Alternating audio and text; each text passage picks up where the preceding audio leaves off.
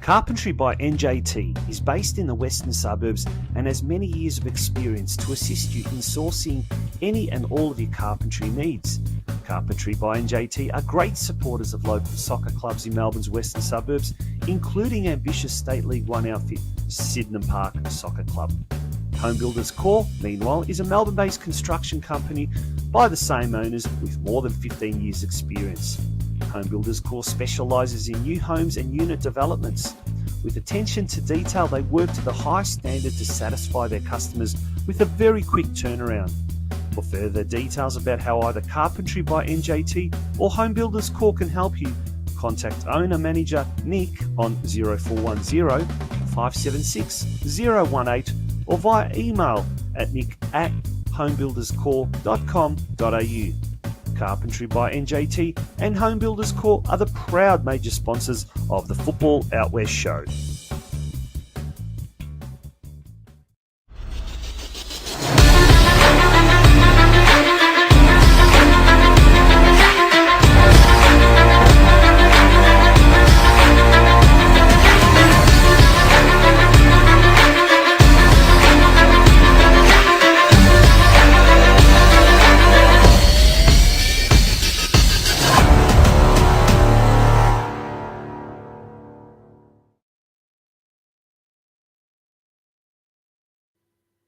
Good evening, folks, and welcome. Welcome to the penultimate episode of the Football Out West show for 2023. My name is TONCI Prusak, and I'm one of your co-hosts for tonight.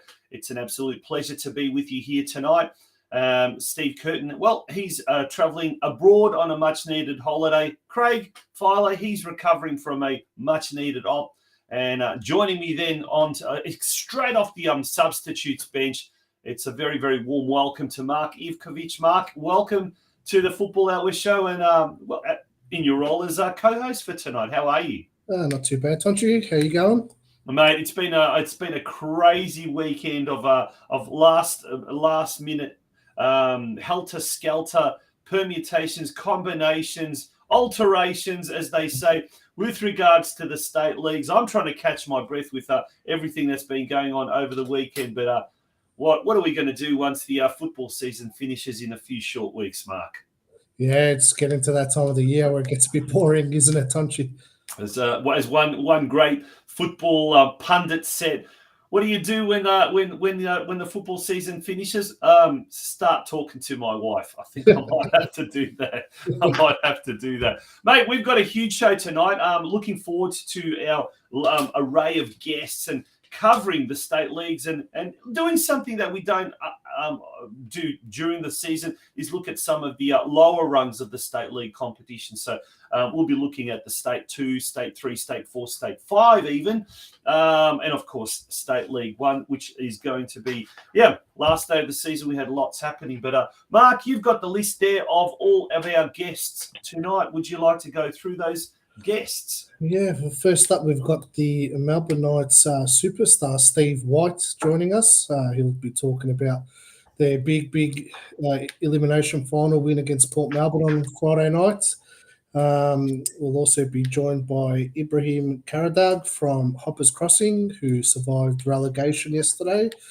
And we'll be joined by the Balmoral FC president, ENVER MALKIC. Yes, we were hoping to have Sydenham Park president and also our major sponsor, Carpentry by NJT and Home Builders Corp owner-proprietor Nick Trychevsky. He still may join us a little bit later on, but we're not too sure. We're hoping he will be able to, but something has arisen, so he may not be joining us. But we will be talking about State League One football, and we also will be talking about Sydenham Park and the relegation battle. Geez, I tell you what, as much as the promotion battles were interesting, Mark, it's the relegation battles were probably just as exciting, if not more exciting, as teams were fighting for survival on that last day of the season. Yeah, well, teams tend to be more desperate when when you're fighting off relegation, you don't want to drop a division because it's a lot harder to get back to where you were. So, if you miss out on promotion, it is a little bit upsetting, but I think relegation is a lot more devastating. Yeah, absolutely. Now, a big shout out to we mentioned Craig as well. He's recovering. I know he's tuning in. I know he's watching, and wishing him all the very, very best. Best wishes, speedy recovery. He had a knee op, and he is recovering. This looks like a bit of a gory photo, that one, but hopefully, mate, you get back on the back on the track, and literally back on the track, on the treadmill, or whatever it is that the rehab has to then happen. But mate, we're going to take a very, very short commercial break. When we return, we've got the news desk, so we're going to very, very quickly whiz through VPLW. We might even have a look at Men's State League 3 and Men's State League 4. The other leagues we will be covering a little bit later, and of course the Australia Cup. So, folks, don't go away. You are tuning in to the Football Out West show, the penultimate episode of season 5. Carpentry by NJT is based in the western suburbs and has many years of experience to assist you in sourcing any and all of your carpentry needs. Carpentry by NJT are great supporters of local soccer clubs in Melbourne's western suburbs, including ambitious State League 1 outfit Sydenham Park Soccer Club. Home Builders Core, meanwhile, is a Melbourne-based construction company by the same owners with more than 15 years' experience. Home Builders Core specialises in new homes and unit developments. With attention to detail, they work to the highest standard to satisfy their customers with a very quick turnaround. For further details about how either Carpentry by NJT or Home Builders Core can help you, contact owner-manager Nick on 0410 576 018 or via email at nick@homebuilderscore.com.au. Carpentry by NJT and Home Builders Core are the proud major sponsors of the Football Out West show.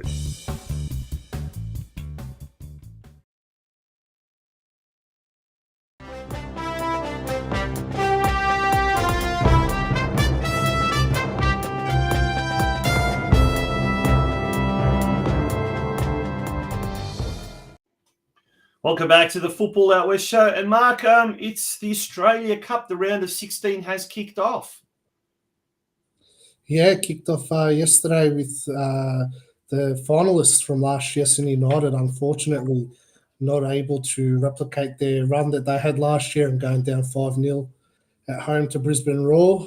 They actually knocked them off last year in the cup run. So disappointing result. I watched a bit of the game. They were in it for a fair bit and then just fell apart towards the end. So disappointing finish for Sydney United. And Melbourne City, 3-0 victors today over Wellington at Jack Edwards Reserve. That pitch looked amazing today. All the work they put in down at Oakley, that pitch is really, really good. Fantastic. Well, there's some big games coming up this week involving Victorian clubs. Melbourne Knights taking on Campbelltown City. That's on Tuesday night. We'll be speaking to our first guest, Steve White, very, very shortly, the midfield maestro from the Knights. Then we've got other games being played also on Tuesday night. Western Sydney Wanderers taking on Adelaide United, Metro Stars versus Inter Lions. Then on Wednesday night, we've got Apia Leichhardt taking on Sydney FC, the Gold Coast Knights taking on Western United, another one of our Victorian clubs. And then Heidelberg United travels up to Mount Druitt in Sydney to take on the Mount Druitt Rangers. It's interesting. It still says venue to be confirmed. Well, there's a few more days. We certainly hope that they'll be able to confirm where that venue is. If anyone does know, by the way, pop it in the comments section, in the chat section, and we'll definitely pop that up. But well done to Melbourne City. They have become the first Victorian club to move through to the final 8. So we've got at least one Victorian team guaranteed, and hopefully we'll have a few more before the end of the week. Let's turn our attention now to the VPLW, the Women's Victorian Premier League, and it's not just the penultimate round episode of our show, but it's also the penultimate round of the Victorian Premier League Women's, and that was played earlier today. And have you got the results of the scores of the games played today, mate? Yeah, so Brunswick Juventus beat Ringwood City 2-1 to stay on top of the table going into the last round. Classic Comets defeated Eltham Redbacks 3-1. Essendon Royals defeated Melbourne Uni 1-0 to keep that pressure on Brunswick Juventus. Glen Waverley lost at home to Monbulk Rangers 5-3. And Spring Hills defeated South Yarra 4-1. There you go. Geelong Galaxy had the bye. And as we can see, Brunswick Juventus and Essendon Royals, they will be moving into next season's NPLW competition. Speaking of the Brunswick Juventus, their star player, Laura Sporanovic, got married, I believe, yesterday. So congratulations to Laura. I'm sure she didn't play in Friday night's game against Ringwood City, but I'm sure her teammates certainly did well without her. 2-1 winners there in the end result there. Now, what we might do is we might have a look at Men's State 3 and Men's State 4 because we won't be focusing too much on that tonight. So if we have a quick look at Men's State 3 and we'll go through some of the results played there. They're the final standings of the State League 3 Northwest. Have we got the results of those games played over the weekend? Yeah, so Craigieburn City defeated Sebastopol 4-1. Uni Hill Eagles defeated the Heidelberg Eagles 1-0. Williamstown and Western Eagles with a 1-1 draw. Sunbury United defeated Moreland United 2-0. Diamond Valley defeated Point Cook 1-0. And Westside Strikers defeated Faulkner 3-2. Well, if you're a Williamstown supporter and you're tuning into the show, oh gosh, tell us the mood after the game there yesterday. Only managed a draw against the Western Eagles. A win would have secured promotion, and in fact, it just wasn't to be, was it? So Craigieburn City, by virtue of that 4-1 win over Sebastopol Vikings, have jumped into second spot. And they now will move to next year's Division 2, which is a phenomenal result for them. Well done to everyone at Craigieburn City. And congratulations to Uni Hill Eagles. They were able to progress to the next year's State 2. Now, Mark, State 4 is considered one of the hardest divisions to get out of because it's only one team that gets the automatic promotion, the top side, and then the second side has to basically go through a very, very difficult promotion playoff path. Let's go firstly through the results in Men's State League 4 yesterday. Yeah, so it was a 2-2 draw between Bell Park and Gisborne. Surf Coast defeated Melbourne City 4-1. Not that Melbourne City, the original Melbourne City. Moonee Valley Knights defeated Keilor Wolves 5-0. Barwon defeated Spring Hills 7-0. Laverton defeated Moonee Ponds United 2-0. And Barstonworth United defeated Truganina 4-2. Well, congratulations to Laverton. If they had only drawn or lost that game against Moonee Ponds United, Surf Coast would have taken over and they would have won the competition. But have a spare a thought for Moonee Valley Knights. What a season they've had. And they've missed out on that promotion playoff spot simply by virtue of an inferior goal difference. Surf Coast had the likes of former North Geelong Warriors NPL2 player John Pikett, who scored a astonishing 34 goals in the competition this year, and along with a striking combination that included Yashko Ikanovic, Christian Mann as well. It was just an incredible team that almost scored 100 goals this year. So Surf Coast will now go into the promotion playoffs, and this is how it works. So they will take on the runner-up of the State League 4 Northern Division, which was Brunswick Zebras. The winner of that then progresses to the next round, where they take on the 10th place team in State League 3 Northwest, which is Westside Strikers Caroline Springs. Now, I know Brenton Ray is tuning in. If Brenton or anyone else knows the dates, I believe it is next week and then the week after. but it hasn't been confirmed anywhere. But certainly you'd expect that these promotion playoffs will be held as quickly as possible. But Brunswick Zebras and Surf Coast, they are involved in the next playoff, and then the winner of that will take on Westside Strikers, Caroline Springs. So whoever it is, to get to State 3, Northwest, they will need to win 2 tough games coming up very, very shortly over the next few weeks. But let's turn our attention now to very quickly, let's have a look at the NPL, the games played on the weekend before we get to our first guest. But let's go through those results, Mark. Yeah, so Oakley Cannons with a massive 5-0 win over Altona Magic. It was 4-0 after 25 minutes. Alex Salmon had scored a hat-trick in the opening 20 minutes. So really, putting a statement out there that they are the defending champions. And, I don't think they were too bothered about finishing third on the table. They're a team that's built for the final series. And what a statement that is, 5-0 against inform Altona as well. I don't think anyone saw that hefty scoreline coming. And I was at the Melbourne Knights Port Melbourne game. I was on the commentary for that, and Melbourne Knights just dominated Port Melbourne for the whole 90 minutes. Really, Port Melbourne were really, really disappointing. I didn't see that performance coming from them. I probably expected the Knights to win, but Port Melbourne were really, really poor. Didn't even have a shot at goal in the first half. It was just, really unusual performance by them, and maybe got a bit of stage fright, and the Knights just comfortably in the second half just took control of the game and never looked like losing. How far can the Knights go, Mark? I mean, they've obviously have the Australia Cup that they're focused on, as well as next week's preliminary final, if you like, semi-final. How far can they go, all things considering? They've got quite a fair bit on their plate at the moment.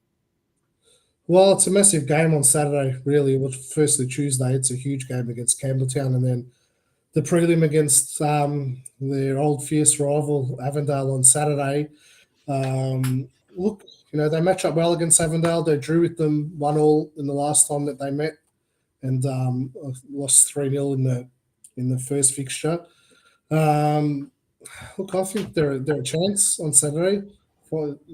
Anything's possible in finals football, and Ben Khan is a specialist when it comes to that. He made the 5 grand finals in a row in Queensland before coming down here. So he obviously has a formula to get his team into a grand final. And, look, I don't want to be too biased, but, I can see them winning on Saturday, to be honest. I think the week off, I don't think will help Avondale. The Knights are really hitting form at the right time of the year. And I said during the commentary on Friday night as well, like, the club might not have played finals for 8 years, but you look at that lineup that they've got, there's a lot of big game finals experience individually in that squad. And Chris Oldfield, Ivan Franich played in a World Cup, won A-League championships. Josh Phelps won a championship in America. Steve White, our guest, he's played in those 5 grand finals in Queensland. Mitchell won the Doherty Cup last year, so on and so on. So they've got a lot of big game players in that team. So it's going to be a mouth-watering contest on Saturday afternoon. Yeah. Now, before we do take a very, very quick break, I believe I did see a comment in the comment section. There we go, Brent. I'll pop this up. Brenton Ray, good on you. The newsman, he's absolutely brilliant. And stay tuned for a little bit of footage later on in the show, folks, of Brenton leading the singing in the dressing rooms at Hoppers Crossing. We'll have a bit of that later on. But Popondetta Park is the venue for the Mount Druitt Rangers Heidelberg United game. So thanks very much for that. We will take a very, very short break. When we return, hopefully we'll get our first guest on, Steve White from the Melbourne Knights. He'll be talking to us about the Australia Cup. He'll also be talking to us about the NPL final series. So, folks, don't go away. We'll be back very, very shortly. Our name is derived from the Greek prefix macro, large. From the day we were born, this has been a promise for the future. We have grown through dedication, sweat, self-denial, faithful to our mission of being on the side of those who put themselves on the line. Through our name, we celebrate the greatness of those who believe there are no obstacles higher than their dreams. The courage to get back up after falling. The obstinacy of believing until the end. These are the values embedded in our logo. The Macron Hero. It's a celebration of sacrifice and tenacity. Up until your personal victory, until your arms are in the sky. Become your own hero.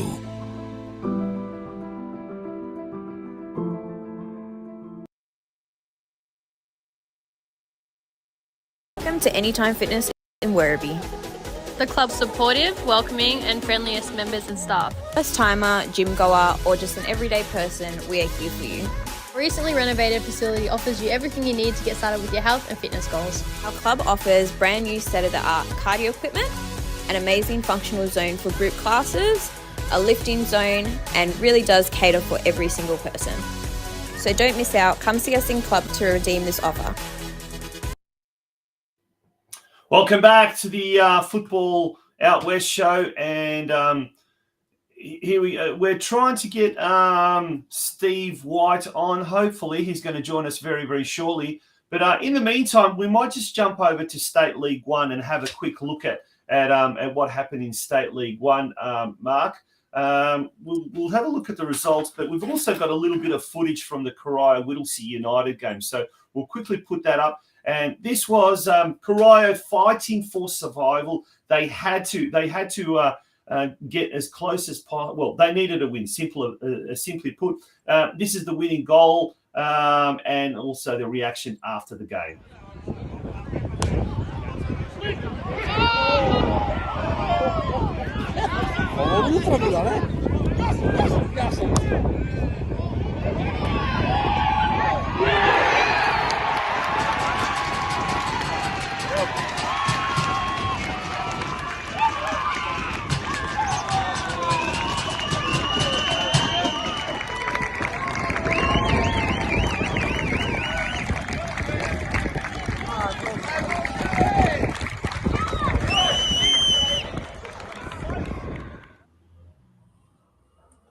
Okay, so we're back on, and there's the ladder. There's the final standings of State League One. As we know, Altona City secured this a long, long time ago, and it's only one team that gets promoted this year into NPL 3. Altona City being that team from the northwest, and I'm not too sure who the team is from southeast, but there's only one team from over there, meaning that Sydenham Park, who finished in second spot on 45 points, they didn't even have a promotion playoff or anything like that, so they'll have to wait hopefully next year to get anywhere near promotion. We would have loved to have spoken to Sydenham Park president Nick Trajewski, but unfortunately, he is not going to be able to make it tonight. So if you're from Sydenham Park and you're tuning in, don't log off. Stay with us. We have got a little bit of news with regards to Sydenham Park. Just stay tuned for that. But Mark, the result there, as we said, the teams relegated Whittlesea Rangers and Keilor Park. But it was quite a nervy sort of a situation last game of the season yesterday, or last round of the season. Anyone of Corio, Yarraville, Banyule, possibly even FC Strathmore in 7th spot could have quite easily got relegated if results didn't go their way. Yeah, look how close those teams are to each other. Geez, what a fall from grace for Whittlesea Rangers. Really, they were in the MPL last season, weren't they? So got relegated from MPL 3 into State 1 and now into State 2. Yeah, that's not good for the club. And Keilor Park had been a long-term State 1 club, so unfortunately their luck has run out and they've gone down as well. I think, Keilor Park's predominantly been a big club, but with a lot of different clubs in the area now coming up and everyone just, getting a bit stronger and getting more players into their squads. They found it a little bit more difficult this season, I think. Yeah, big shout out to a lot of the Corio fans that are tuning in. I can see a few of them there, familiar faces. Santino, Mimona, Veshko Bigovic, they were out partying till very, very late last night. Joey G be up and about. Joey Giacomazzo, yeah, he's probably tuning in as well. But Ivan Biskin, the coach, who's a real icon there at Hume Reserve, and it's a club that has, as you can see, they've only recently unveiled their brand new club rooms. So they had one of the worst club rooms facilities in the State League One competition, and it's great to see that they actually have got a very, very good pavilion, very good club rooms as well. But mate, we're going to bring our first guest on, and it's time we turn our attention now to the NPL final series, and we touched on it a little bit later, but it's an absolute pleasure now to bring on to the show, to the Football Out West show, the Melbourne Knights midfielder Steve White, who joins us. Steve, good evening, and thank you for taking the time out to join us on the Football Out West show. Evening, gentlemen. Good evening, Steve. What are you doing? Sleeping? Just woke up from a nap. Been partying. Partying from Friday night, possibly, hey? Yeah, that's it. Nah. Take us through, Steve, take us through firstly Friday night's game. Mark gave us a little bit of a summation from the commentary box that he saw it. How did you see it from a player's perspective? We knew it was a big game, it's a quarterfinal for the club.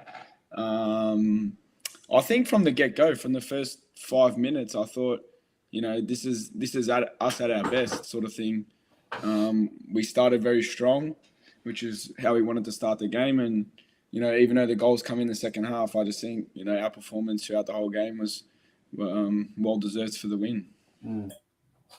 Yeah, 100%, Steve. I thought you dominated from the first minute to the 90th minute. I was actually surprised at how little fight Port Melbourne had, really. I said before, they didn't have a shot on goal in the first half. So it just speaks about how well you guys were prepared. How have you found coming to Victoria this season? I know there's been a lot of interest over the years. The club's trying to bring you down, myself included. It took me leaving the club for you to join it. So that's all.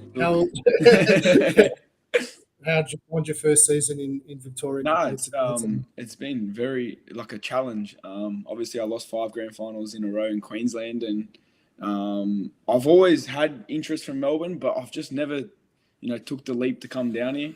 But obviously, it helped with having Ben come down here as well, and it's a very physical league and a quality league as well, which is a challenge. And it's for me. I've had an all right season, but I think, the more I adjust and get to know the league a bit more, I think I'll have more of an impact. Yeah, Steve, how hard was it to focus on Friday night's game, considering that now on Tuesday you've got an Australia Cup game against Campbelltown City and the possibility of advancing through to the quarterfinals? I think it was pretty easy because from the get-go, we sort of set a level where we wanted to be at and finish at. It was pretty easy to concentrate on the Port Melbourne game because we knew if we won that, we just go to prelim final. And then as soon as we won, we just sort of had to turn our attention to the cup game sort of coming up. And then as whatever the result goes on Tuesday, we sort of have to go again on Saturday against Avondale. Yeah. Yeah. How have you found Ben working in Melbourne? I know you've worked with him for a long, long time at Central Coast and then at Brisbane and now at the Knights. Has he changed anything or has he had to adapt to Victoria, or he's just... Apart from the weather. Yeah. He's just philosophy through and through.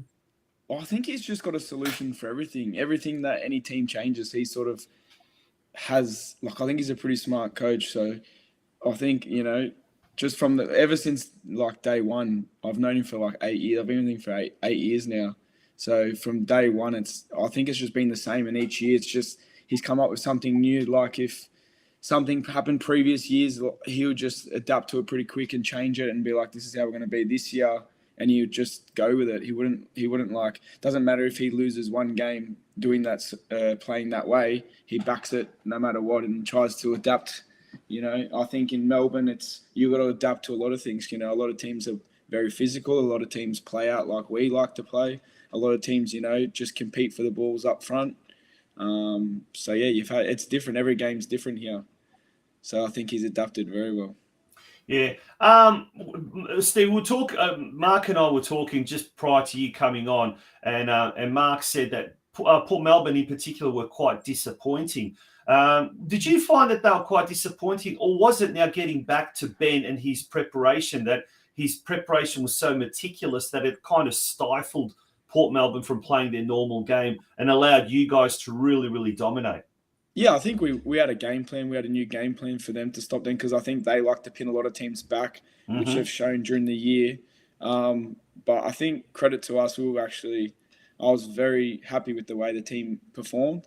But also, I think that wasn't Port Melbourne at their best. They've lost a few players during the year, and, they went down to 10 men, I think, early on in the second half, I'm pretty sure. So that didn't help them too much.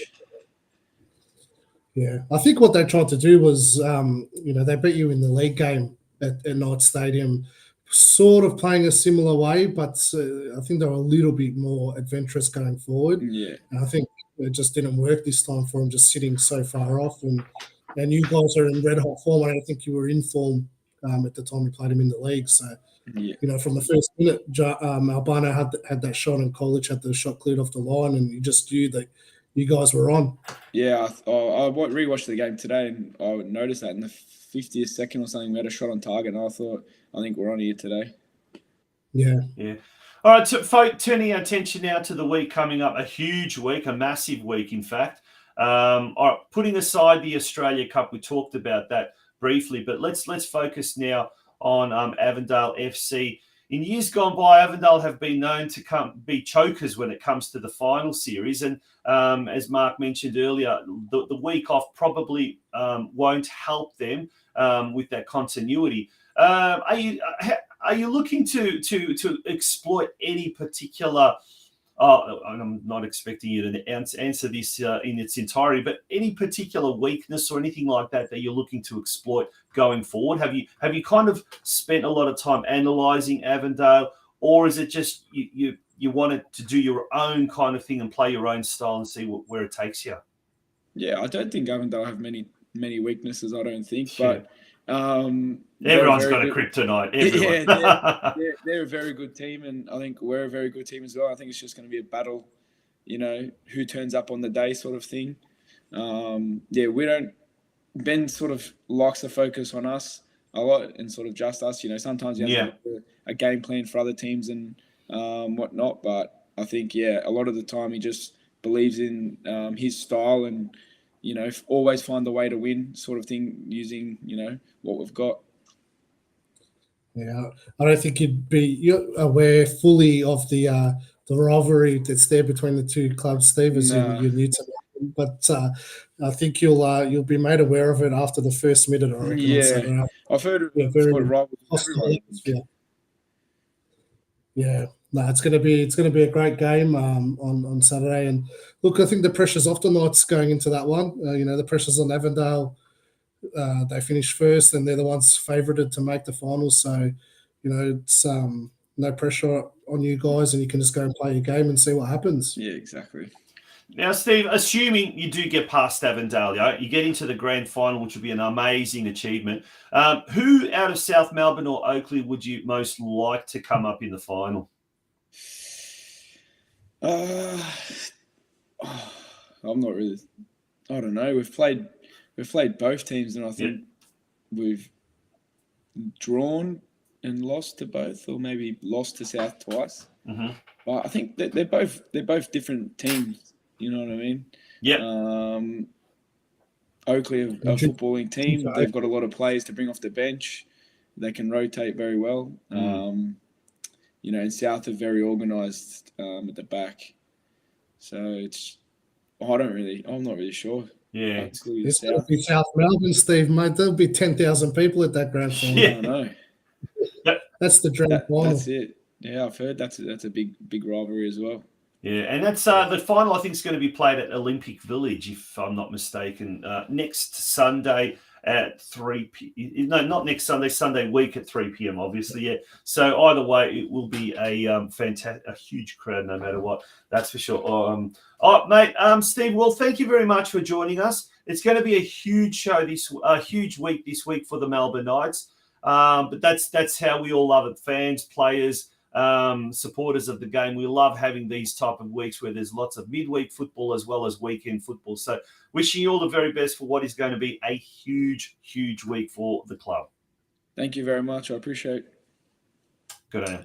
Good luck, Steve. See you, mate. Steve White from the Melbourne Knights. It is going to be a massive show. And you're right, Mark. Should South Melbourne get in and the Melbourne Knights getting, geez, Football Victoria will be rubbing their hands with glee, because that would be an absolute dream final, wouldn't it?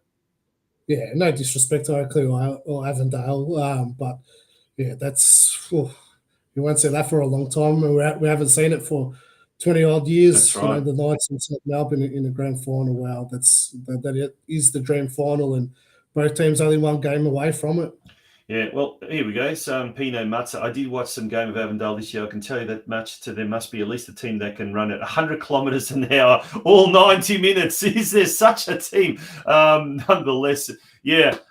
Thanks for the comments. Keep the comments coming, folks. We're going to be speaking a little bit later on with the captain of the Hoppers Crossing Soccer Club. We're going to be calling them Houdini United after the escape act that they executed yesterday. IBRAHIM KARADAG, he'll be joining us very, very shortly. We'll also be speaking to the president of Balmoral FC. They are the newly crowned champions of State League 5. And speaking of some former Melbourne Knights the royalty, they were coached by Vlado Vanish, who was a one-time coach of the Melbourne Knights in the old National Soccer League. So we'll be talking to Enver a little bit later on as well. Folks, we're going to take a very, very short break. When we return, we'll be looking at State League 2 Northwest Division, and we'll be talking to Hoppers Crossing captain IBRAHIM KARADAG. Geez, that was a heart-stopping moment that last day of the round. Don't go away, folks. We'll be back.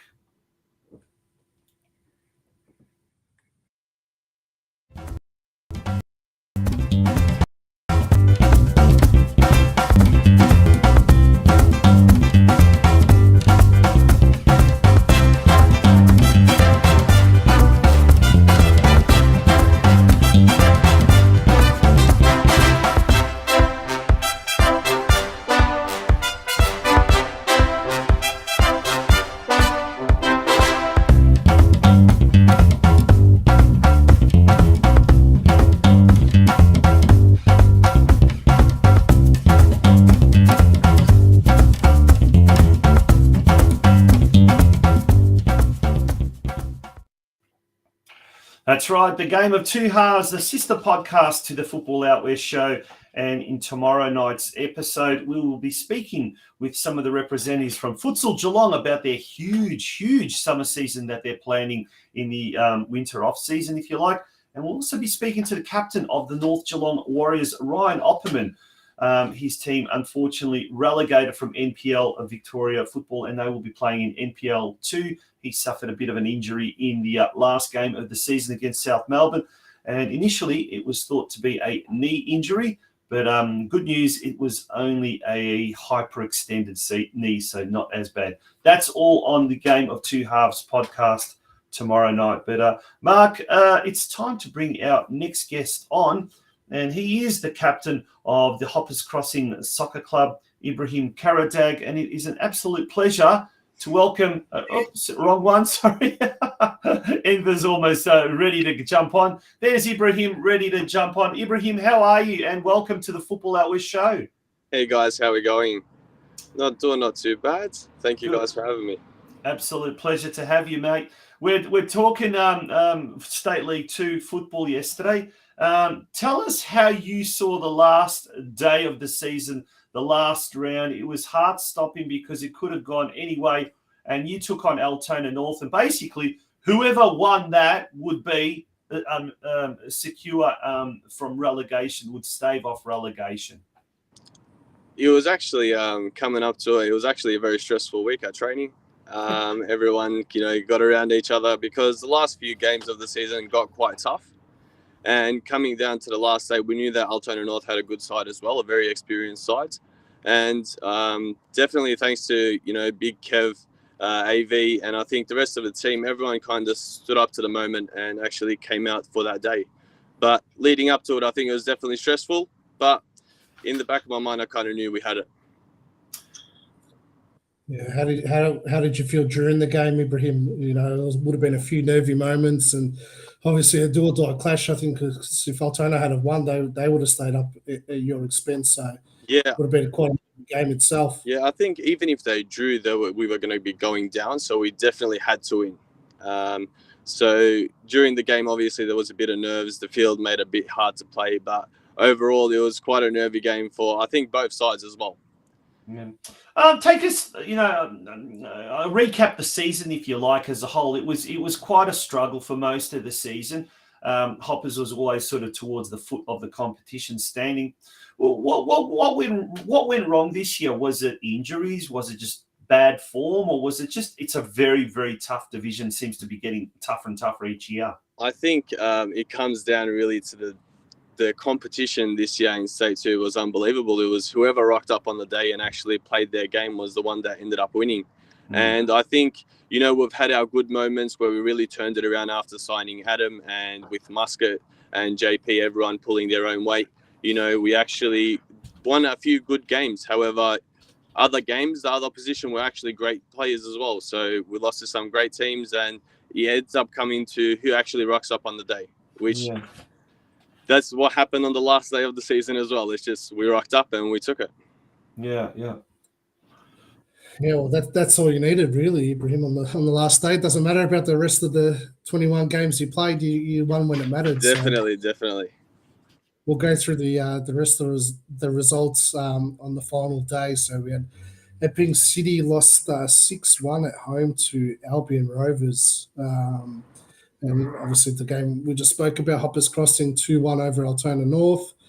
Mill Park 5-1 winners against Laylaw United. Geelong Rangers with a massive 8-0 win over Hume United. Clifton Hill with a 1-1 draw against Altona East, which sealed the championship for them as Western Suburbs drew 2-2 with Westvale Olympics. So they coughed up their top spot to Clifton Hill on the last day. Yeah, what a fascinating turn of events that could have been. Like anything could have happened either at the top or at the bottom. And we, I know we've spoken on this program about NPL 2.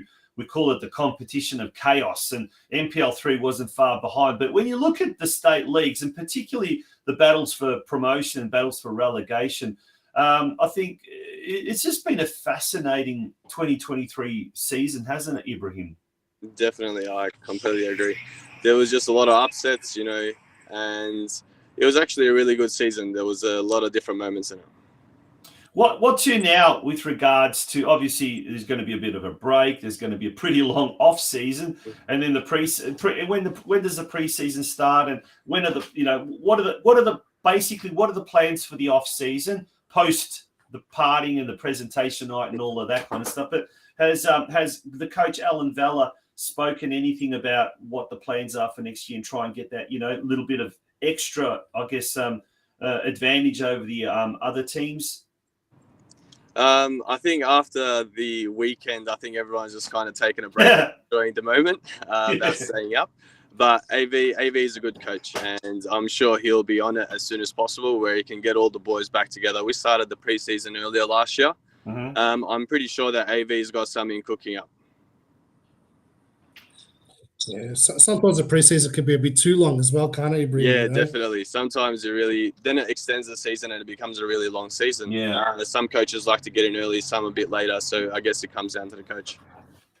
As amateurs or part timers, if you like, we're training maybe 2 times a week in this division. Do you prefer a longer preseason to really get into it slowly, or do you prefer shorter preseason but getting into it a little bit more intensely? I reckon maybe a shorter preseason but with more games would be good. I think the most important thing is match fitness. Getting those minutes in, I think that's the most important thing. Yeah. What about Hoppers Crossing as a whole? What else has been happening down at Grange Reserve in the during the season off the field? How's the club travelling? the committee there. Obviously, it's always a hard-working committee, but tell us a little bit more about what is going on down there at Hoppers Crossing. Oh, I think there's a new committee in charge. So I can definitely, and Kev's obviously involved. And I think as long as Kev's around the club, really, I've got confidence that the club will move towards a positive. I think with the new committee, maybe they'll, be more excited about running the club and, try to build a cult up with many juniors that they have. So we actually have a nice culture. We can build an even better one. So I think it's definitely heading towards the right position with the new committee on board. Now, when you say Kevin Smart, you're obviously referring to, he is the man of jack of all trades, isn't he? He's been a past president, I think, a committee member, coach, player, everything there. Yesterday he played as well, did he not? He did. Kev's the real captain. He's the man. I'm not actually the captain. Kev's the real captain, and it was definitely, he gave one of the best pre-game talks. And honestly, he's just a legend and a really good bloke. And he's just a machine of a player too. I think he's been going for about 20 years or something. He's had a really long career. It's unbelievably long. We tried to get him on the show tonight, but he's working night shift and straight to work the following day. There wasn't much chance to celebrate there. But speaking of celebrations, post-match in the dressing rooms, the post-match celebratory song was led by one of the icons of Victorian football, a man who does a lot at Hoppers Crossing, but he also does a lot in collating scores on a Saturday night that even Football Victoria doesn't do. And we're talking about Brenton Ray. Here's some footage of the post-match celebrations in the Hoppers Crossing dressing rooms.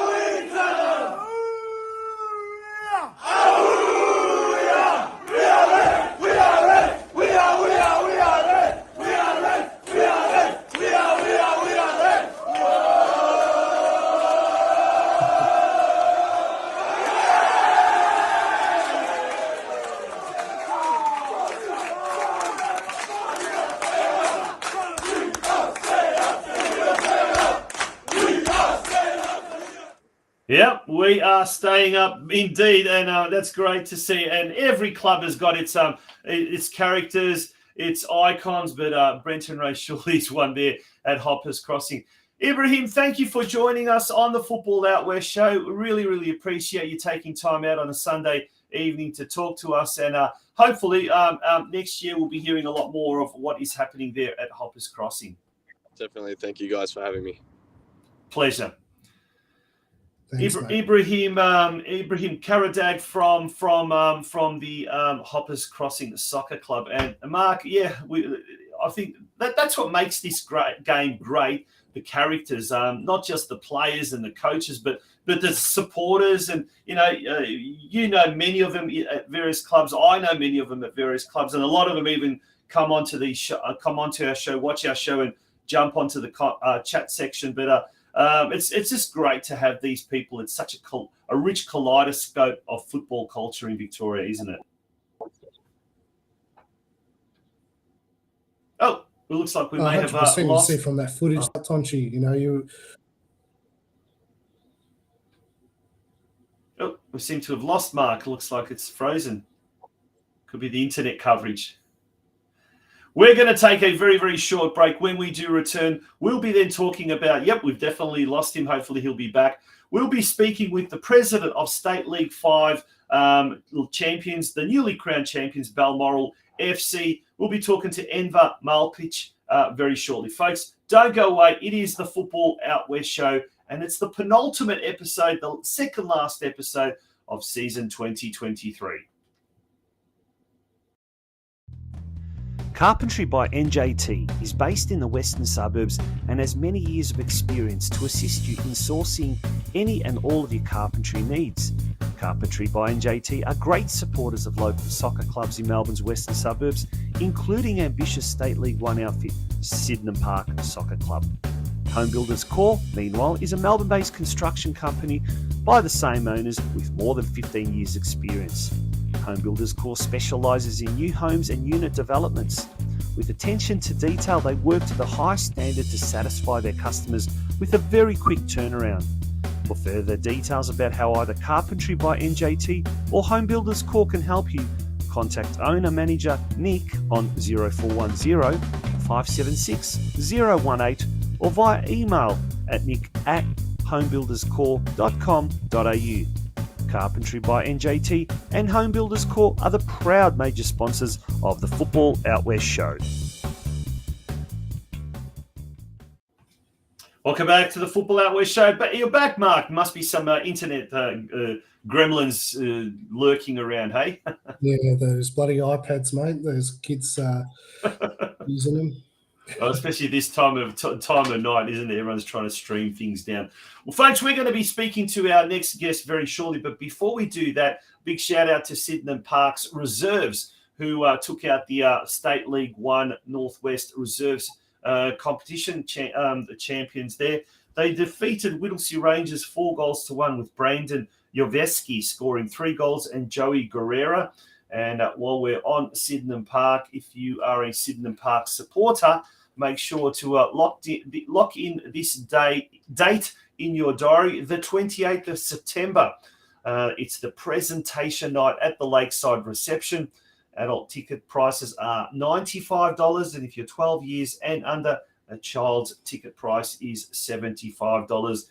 It is no doubt going to be a huge event, that one.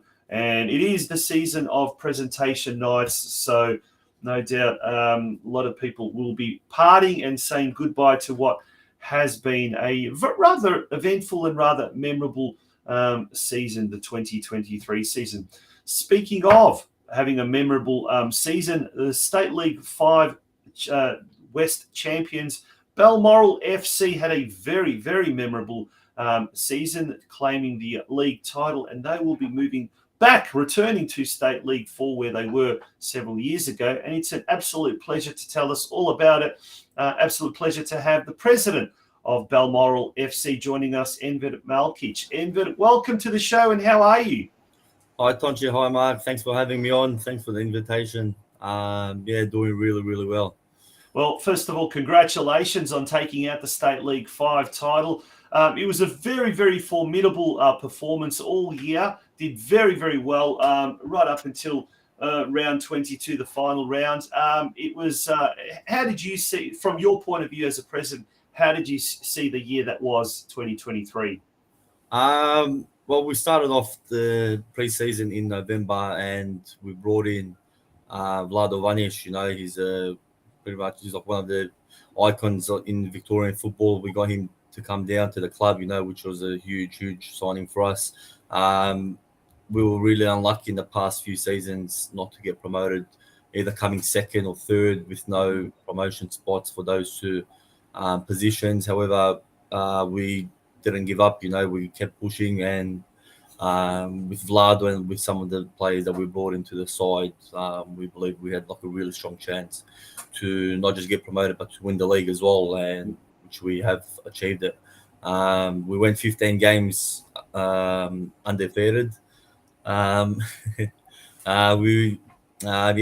games, 15 wins, and at that point of the season we had about 6 of our starting 11 players go on holidays. And wow.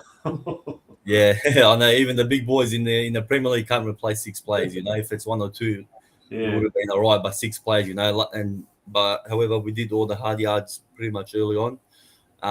We did lose 2 more games after that, but we wrapped up the game on the second last game of the season at home, which was last week. Yep. Go on. You spoke about the players that you brought in. I can see a goal difference there that considered 11 goals. I was going through your team today. I couldn't believe that Damir Salchin is there. Yeah, we got Damir in as well. He came in January. You know, he's another icon in Victorian football. You know, just his presence around the team. You know, his professionalism that he brought into the side just made everyone step up the game a big time. You know, he did, however, get a bad injury in round 11 against Lara. It was 0-0 at the time, and funnily enough, that game we went 3-0 up, and then within the space of 5 minutes, we conceded 3 goals and we were down 3-3 after we went off injured. But he recovered and he came back 3 weeks ago against Melton. He wasn't at 100%, you know, he told us he is, but, you know, goalkeepers are, you know, all a little bit crazy. But I think that is the epitome of the crazy goalkeeper. Oh, he is, mate. Just having him in there, mate, is a big difference. You know, goalkeepers win you titles at the end because he saved us as well a lot of points. Yeah, absolutely. Let's go through some of those results of the last round of the State League 5 season. Mark, you've got the results there in front of you.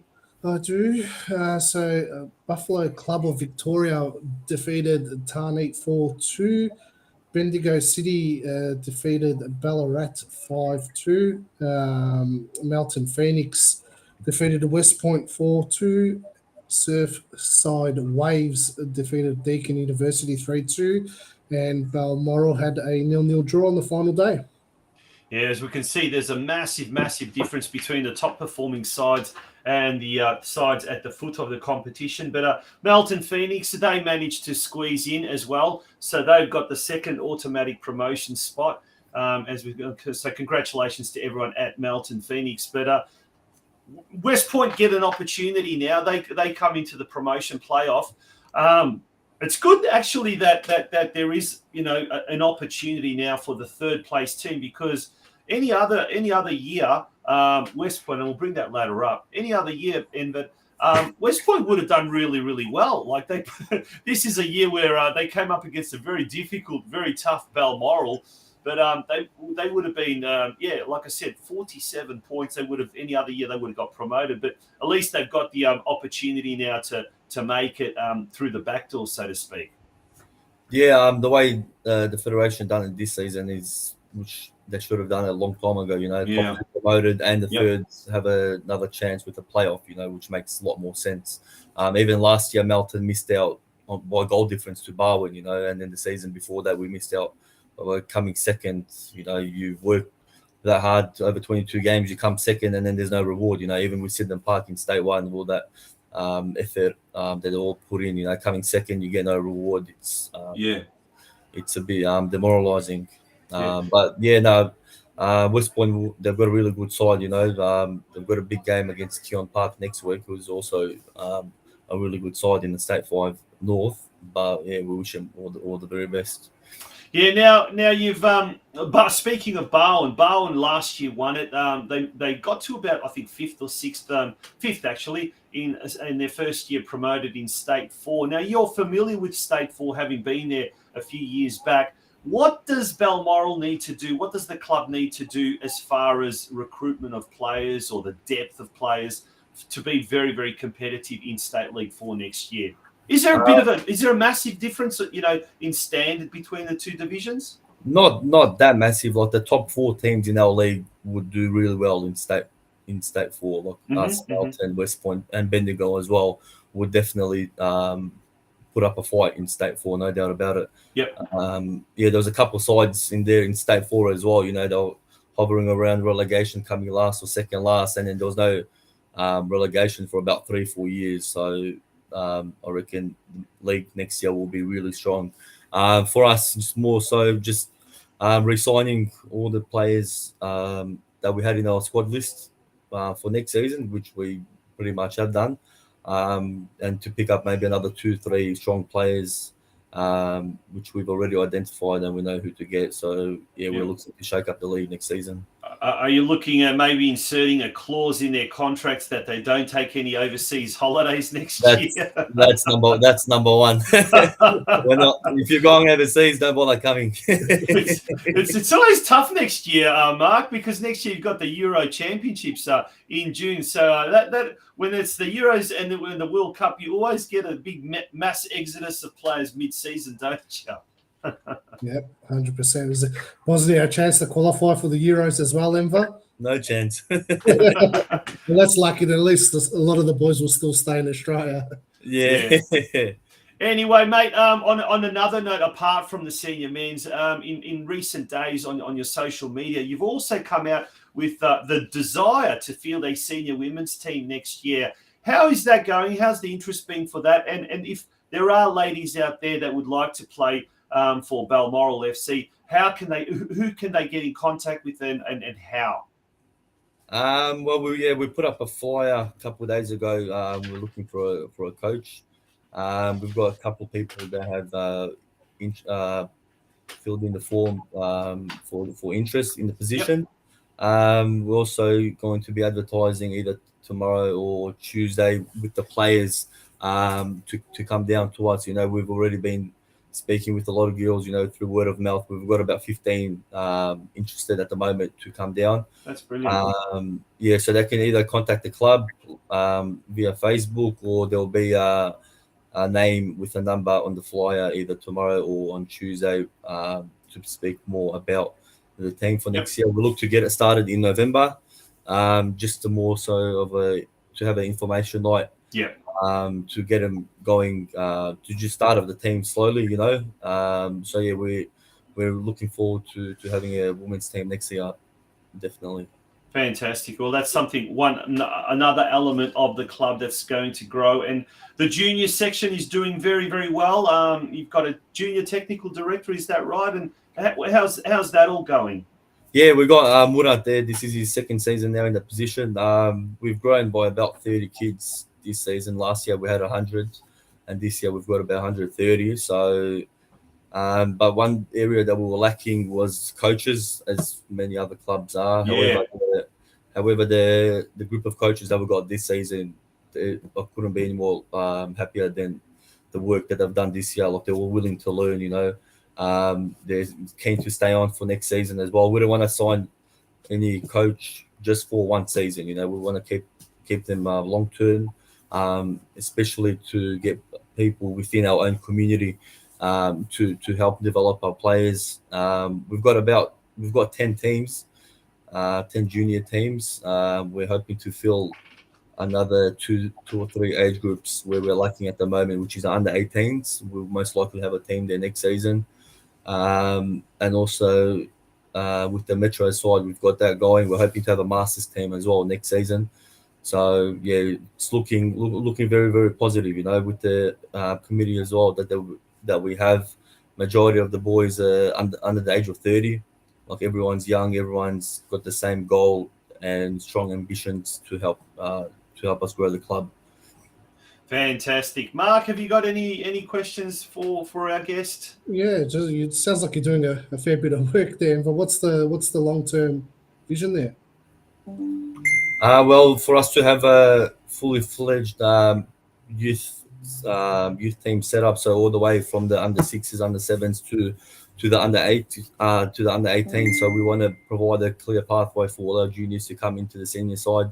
Mm-hmm. Just yesterday we had two 15-year-olds on the bench for the seniors. We got them playing with the reserves in the last month. So we're looking to have our players.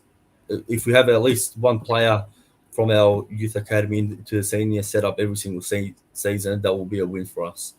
So, we still got a lot of work to do, but the way it's going, it's looking very, very, very, very good. Fantastic. We don't unfortunately get an opportunity to speak to a lot of clubs from State 2, 3, 4, or 5, and it's an absolute privilege to have you on the show to gain an insight into this year's State League 5 champions. Wishing you all the very, very best next year in State League 4 men's, and also setting up that women's senior team, as well as everything else associated with Balmoral FC. Always, thank you, Tonchi. Thank you, Mark. Thanks for having me on. See you, mate. Good on you, Enver Malkic, the president of Balmoral FC, and it is, Mark. It's quite enjoyable getting to know some of these clubs that we don't normally get a chance to hear. So next week, when it is our grand final preview edition of the Football Out West show, and it's our last edition for this year. Hopefully, you'll be back with me as well next week, because Craig and Steve will still be walkabout, unfortunately, but. It should be interesting to see. By next week, we'll know who's in the NPL Grand Final. Who knows if it could be the promoter's dream of Melbourne Knights in South Melbourne. Wouldn't that be good? And we'll also take a look at the women's next week as well. We'll have we'll be able to see the final results of who has won, who has got promoted, who has got relegated as well. So that will be exciting to see as well. So. Next week, it's going to be a big show, another big show, and we'll probably have to do might have to have a look at the Australia Cup as well, the fallout from the Australia Cup. Yeah, massive week coming up. It's the business end of the season, and it's exciting, and we're nearly there. And yeah, bring it on. Can't wait for this week. Neither can I. Mark, thank you very much for joining us. And to you folks out there as well, thank you for joining and tuning in and watching the Football Out West show this week. We look forward to having your company again next Sunday night at 8 p.m. Until then, thank you and good night. Bye-bye.